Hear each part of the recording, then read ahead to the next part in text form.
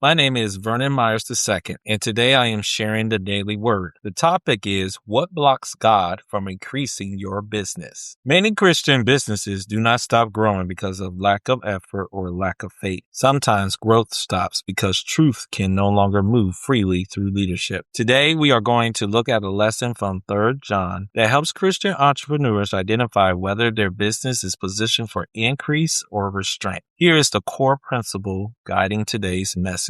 God will not scale what truth cannot move through. The Apostle John shows us the principle by highlighting 3 leadership postures. Each posture produces a different outcome in business. Let's start with Gaius. Apostle John commends Gaius because truth is active in his life. He faithfully receives people, supports the mission, and partners with truth. Listen to 3 John chapter 1, verse 5 from the Christian Standard Bible. Dear friend, you are acting faithfully in whatever you do for the brothers and sisters, especially when they are strangers. This posture is more than kindness. It is hospitality. Hospitality in leadership means creating a space for truth, counsel, people, and purpose to move freely. It means truth is welcome, not managed. Correction is received, not resisted.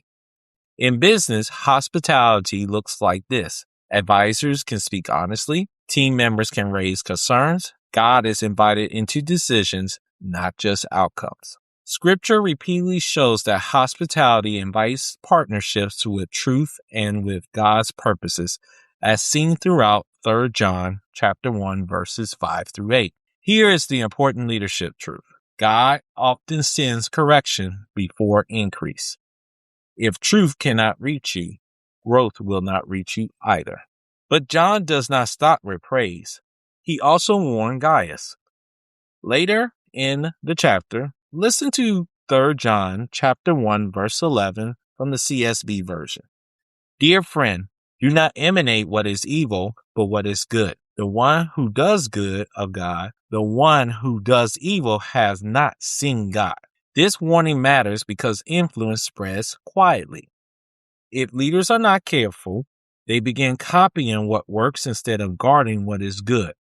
Success starts shaping standards. Efficiency replaces righteousness. Here's the critical point for entrepreneurs. Because if we do not guard truth, we will eventually imitate what produces results, even if it erodes character.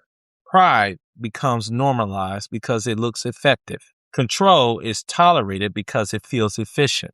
Ego is excused because it produces outcomes. John is telling us clearly, do not copy what grows fast if it grows wrong.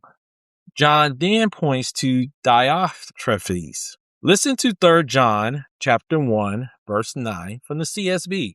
I wrote something to the church, but Diotrephes, who loves to have first place among them, does not receive our authority. Diotrephes loved supremacy. He rejected accountability. He resisted instruction. He silenced voices that challenged him. This is an ego-driven leader. In business, ego shows up when vision becomes identity, control replaces collaboration, feedback feels like a threat. Scripture warns that pride leads to destruction, as stated in Proverbs 16, verse 18, and James makes it clear that God resists the proud in James chapter 4, verse 6. Ego may scale influence for a season, but it eventually collapses authority. Here's the question every entrepreneur should ask. Am I guarding God's vision or am I guarding my position? Because when ego blocks truth, growth eventually stalls. Sometimes spirituality before it even shows up financially. Finally, John speaks of Demetrius. Listen to 3 John chapter 1, verse 12 from the CSB version.